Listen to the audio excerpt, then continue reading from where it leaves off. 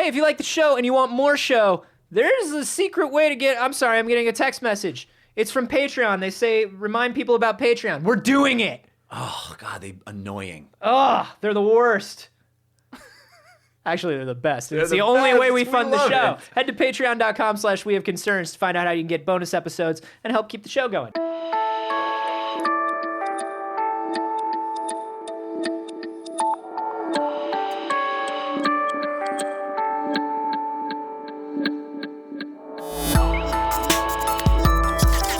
And then I got trapped at the Las Vegas airport for like 8 hours, and I got in last night at 2 a.m. Let's do a show. This is We Have Concerns. Hi, Jeff Canada. Hi, Anthony Carboni. Hello, concerned citizens.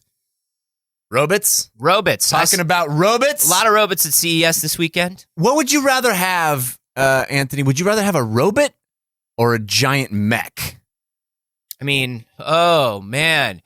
Jeff, this is tough. I know, right? It's the question of our age. Oh, man. Giant robot? Giant mech you can get inside of. I mean... okay, I must be very robot clear. buddy, it depends on how smart the robot is and, like, what the robot does and, like... All right. Are we talking about a Western-style mech? Are we talking about like a mech warrior mech, or are we talking about like a Gundam? No, this mech does not transform into a jet. Are we talking about Sorry. Well, Gundams don't necessarily transform. Are we talking about a Zone of the Enders? No, we're talking about more. We're talking to like Avatar style. Get in a mech, it mimics your movement. Okay, so more a Western mech. Yeah, more a Western mech. I mean, I want that. The thing is, I definitely want that. For me in my life, I think it's overkill to just like go to the store to get LaCroix in a mech suit. I don't know, like maybe it is. How much LaCroix you can get at one time? Because you know how every once in a while, like you go to the grocery store and there's that dude that's like in the grocery store parking lot with like a very expensive luxury car with a vanity plate, and you're just like, fuck you, dude. You're just going to the grocery store. Yeah. You know, imagine that, but I pull up in a mech. Everybody's like, oh, okay, guy. Yeah. Just to get checks. You're getting like wheat checks. Hey, what's up, everybody? Buddy, come down from there, man. You can't park here. Why not? I'm not parking. He's going to wait for me. This is a bipedal robot. It's not parking. I will be in sentry mode, master. See, he's in sentry mode. Oh, but we have... Oh, you get to wait out here with your dog while your wife shops? But... Why are you keeping that dog there? Is that dog parking? He's protecting me. Okay, so is my mech. My mech is protecting me from your ass. Oh, touche. Now you don't look at me any longer. Okay. I'm going in and I'm getting my checks. What? Also, get LaCroix. Thank you, I'm also out of LaCroix. That's why you get a mech. Can your dog do that, asshole? All right, Sparky. Piss on his robot. I feel like there's not a lot of stuff in my life where I would be able to use a mech appropriately. But think about, you could start shopping at Costco because you can carry all this stuff home. And it's like, oh, do you need bags? And it's like, no, I'll just like carry it. Yeah. I got BT-47 over there. You're the first guy. Yeah, you're the first guy in a Costco that like doesn't need bags.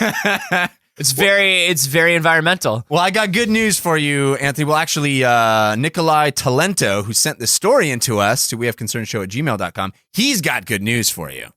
And that is, our top men are on this. Well, maybe not our top men. Korea's top men are on this. South Korean researchers have developed a usable, full-size, get inside it and pilot it style Western mech. And you can buy one. Wow. How many? It works. How many dollars? I mean, it's $8 million. That's fair. Yeah. That's less than I thought it would be when we finally had mechs. Right? Right? But this is probably, it doesn't have the option package. It doesn't have chain guns or doesn't come a plasma with sword. No. That's all add-ons. Or a rocket shield. Yeah, they're going to nickel and dime you on that stuff. Yeah. But solid $8 million. What you get is a moving mech. You can walk forward and backward. You get inside. You pilot it by sitting on a little chair in its torso, as you would in any mech that we would imagine. And you got the two joysticks. And when you move the joystick, its hands, its giant robot arms, mimic the movement of your hands on the joysticks, just like we would want it to work. Walking is done with what? With pedals? With a pedal system? Yeah. How is that? Okay. Pedal walks. Pedal walks. And then, okay. So this is Now it's not moving fast. This is real yet. baseline. This is real baseline. Yeah. But this is good. There's no cup holders. Can he? You don't have the tinted windows. What if you got a little cup holder and then you put the little Toyota robot in the cup holder? Oh boy! And it was like robots on robots on robots. You're like it's like the Russian nesting dolls of robots. Oh, the Matryoshka bot. Oh, it's just layers of cute. This is awesome. If we'll link to the video because there is a video of this thing walking around. But just so you guys know, it is very Mech Warrior style. As I'm looking at it, there is no head. It's just like the body, the torso capsule. Mech Warrior is a better reference. Yeah, it's got like the torso capsule. The front is totally glass. Pilot's not very protected. This is clearly not a combat mech. Yeah, this is not yet made for combat mech. Yeah. Although you clearly could punch stuff with it. Sure. That's the first thing anybody's going to do when they get in there. And can I tell you something? Nowhere in this video does anybody punch anything with this mech. Which is an oversight on every level because it was like 4 minutes long. he moves his arm and it moves its arm, and the first thing you do is you punch something. It's like, punch it, grab a sword. Just punch it. Punch something. Yeah. How long until we have the BattleBots TV show with these things? I mean, the moment they're released. Right? The first order, there are going to be 2 orders of these, the 3 first orders of these things, the 3 first clients. James Cameron. Number 1, James Universal Studios for Avatar Land. But it's going to be somebody in construction, a military contract, and a television contract. Yeah. That's going to be it. That's going to be the first 3. Yeah, and 2 of those I'm super cool with. Yeah. I'm kind of super cool with all 3 of them. Yeah, are you? Yeah. Well, they even state in this article. Because you know what? Robots are going to make war dumber. Like, here's the thing. A mech like that, in our heads, a mech like that is a cool way to war. Yeah, because I played Titanfall 2. Yeah, of course. And it seems so cool. But, like, that's the dumbest, clumsiest, nobody's getting hurt war there ever was. Like, like you're watching this thing walk and, like, kind of move, and, like, it's the most inefficient way to fight a battle. Yeah. Like, but you can punch stuff. it's like every anime where it's like, we've created a giant robot suit. It's like, are you sure you don't want like just a faster jet or like a tank or like a better missile? You're really just gonna send me in just like with my arms flailing in a capsule? And meanwhile, 48 tiny little drones just drop bombs on your ass. Yeah, it's just like 15 dudes on 2 different sides, just like awkwardly punching each other with handles and screaming, "Ah!" Yeah. And you're just like, this is the slowest, most terrible way to war. Yeah, but so cool. This is like going back to muskets. It's robot muskets. It's basically what it is. This is actually going to save a lot of lives, and not because like it's going to be an efficient killer robot army, but just because it's going to be so hard to hurt anybody else. I like this plan. Yeah, it's going to be good, man. Make war robot again. Make war robot again, everybody. They actually mention in this article that they've already had inquiries from the military about these things. I mean, the military's going to mount guns on it first thing. Yeah. That's the problem. Well, this, by the way, I should mention it's called the Method 2. This is the second iteration of this thing. And they've been working on this bad boy for like 10 years. Missed opportunity not calling it the Method Man. I'm sure when it's finally released. Yeah. You know. And then the competition will come out with Red Man. And it will be. And then there will be a hilarious movie where they go to a golf course and they shouldn't be there. Why are they at the golf course? There's like a mistake and now they're members. It was like a loophole. Are those robots stoned? Those robots are stoned. Stoned robots aren't allowed to play golf, but then all the old white people accidentally get stoned. Lisa Turtle is there. You watched that movie? I didn't. I never saw that movie. It's a great movie. This is the brainchild. Let me tell you something, everybody. If you get an opportunity to watch a movie that has Method Man and Red Man in it, you don't miss that opportunity. I met Red Man. Really? I think Luke Cage met Method Man. Method Man. I can't remember which one I met. One of them. Was it the one from Luke Cage? I don't know. Anyway, he was very cool, I must say. This is the brainchild. This mech is the brainchild of a designer, Vitaly Bulgarov, who has his hand in some stuff we like. Oh yeah, he is a sci-fi designer. He's a production designer. He's worked on he worked with Blizzard a lot. He worked on staff when they were doing Mists of Pandaria and Cataclysm for WoW. He did a lot of the design for Diablo 3, StarCraft 2, and then in films look, the new RoboCop was not a great movie, but RoboCop looked pretty cool. Yeah. And the robots looked pretty cool, and that was him. Right, and he did some stuff on Terminator Genesis. Yep. He's got Best some movie of the Terminator series. Am I right, everybody? Stop it. Man, that's a great film.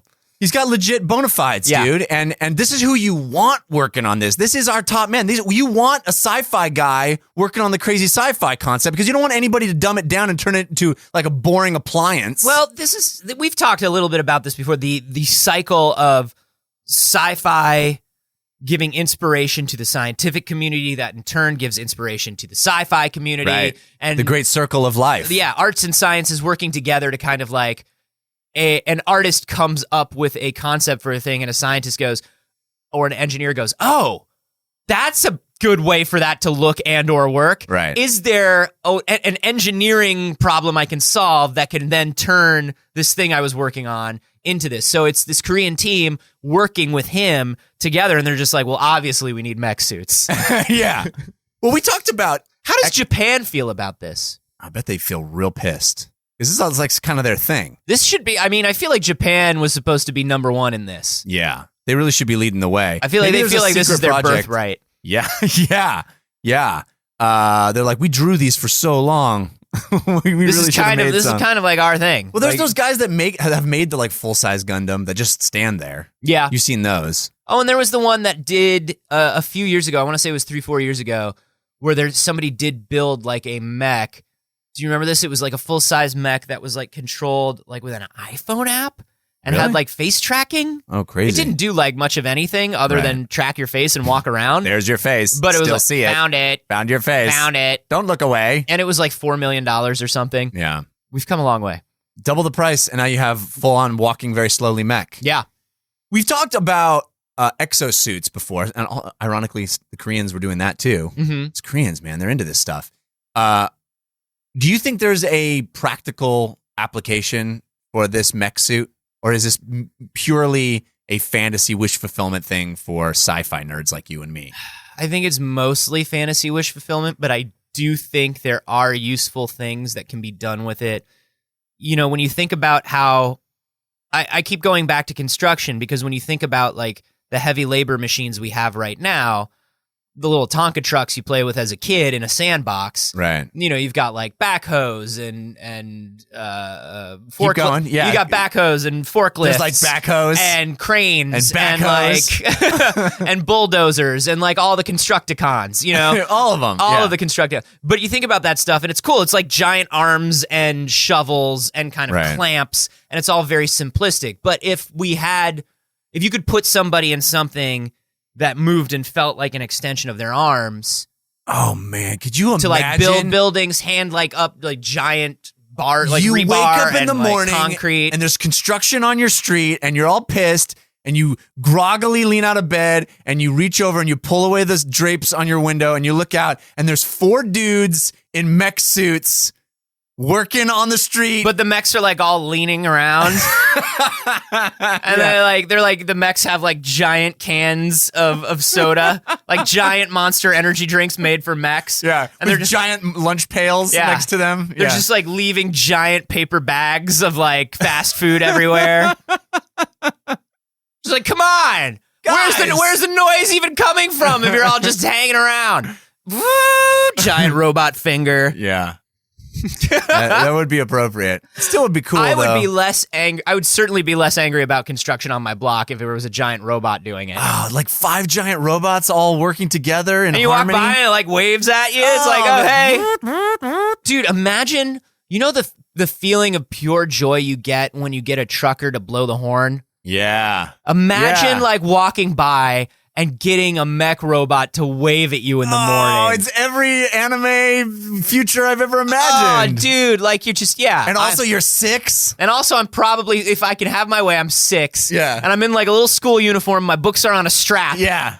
And I'm walking by and I wave at the mechs and the mechs wave back. And then you round the corner and you find an abandoned one that's like kind of broken down and it needs love and it needs care. Somebody abandoned it, like It's too small to be a construction robot. It can't be useful. Right, and it's just sitting there next to the dumpster all half broken. But luckily, the books in your book bag are all about robotics because you have this fascination with them. Yeah. And you're the smartest kid in your school. Way beyond your reading level. Yeah, but you're misunderstood and picked on a lot. But maybe if you drag that thing back to the playground and you find a little hiding place and you cover it with branches, maybe every day after school you could spend some time working on it until one day the light in its eyes slowly flashes to life. And it goes, I am just a construction robot. You have kidnapped me.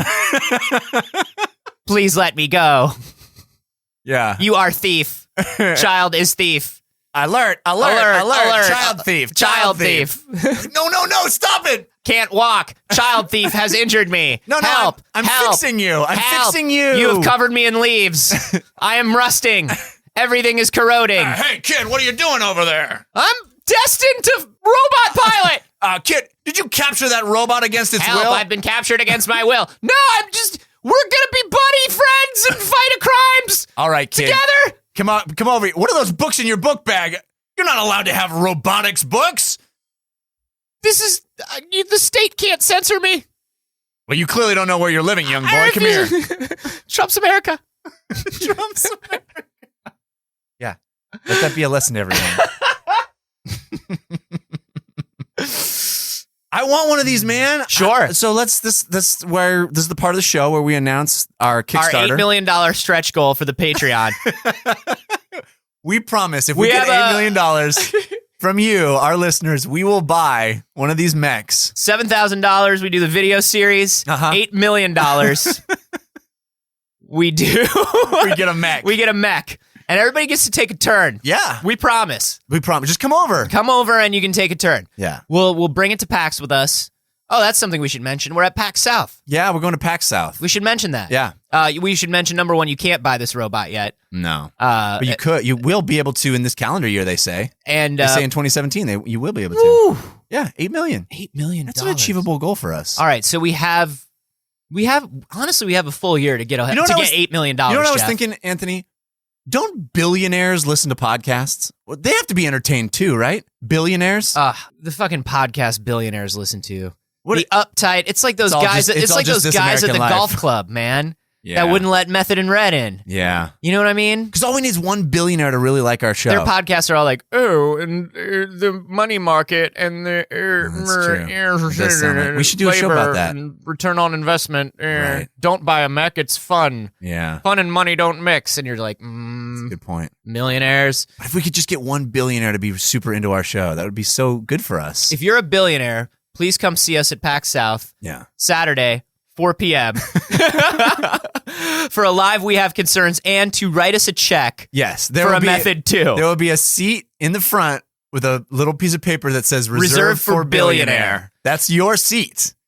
No one else gets to sit in that. You know what we'll do is we don't want to make any of the billionaires feel left out, so we'll put like 3 or 4 seats in the front row. Yeah. That are just for billionaires. Just billionaire seats. Yeah. So that way, like you guys, because we'll take 4 mechs. There's no reason for you guys to fight. Right. So if you're gonna be in San Antonio at the end of this month, swing by PAX. Swing by PAX South. Yeah. I hear it's sold out, but you're a billionaire. You'll find a way. Yeah. And come on in. Rules don't apply to you. Sit down and let's buy like 3-4 mechs together. Let's talk about like synergy. Mechs, yeah. It would be, I think, great for you, great for us. We will promise to entertain you 3 times a week, 20 minutes a day. Mm-hmm. I mean, come on. We're doing a lot. We're doing our part. That deserves at least 4 mechs. Hey, guys, so do come see us at PAX South. We will have special pins that you can come by. Yeah, we're having merch. We got merch this time. So come see us. We'll hang out. We'll do a live Q&A. We'll have merch for you guys. Also, remember to go by wehaveconcerns.com/clash for the Clash of Concerns. I saw that. The voting has already started. The voting has already started. It is hot and heavy. Every week, we are going back and highlighting a different month of the show's history. You guys vote on the 3 best episodes from that month, and we are creating a master list, a new listener list of all of the best episodes of the series. I can tell you that for our first month, the results are in. What? And the 3 favorite episodes from our first month of existence, overwhelmingly, Living That Brock Life. Well, I could have predicted that one. And then it goes to Jolt of Personality, Well, that was a good one. which is the one about the transcranial stimulation.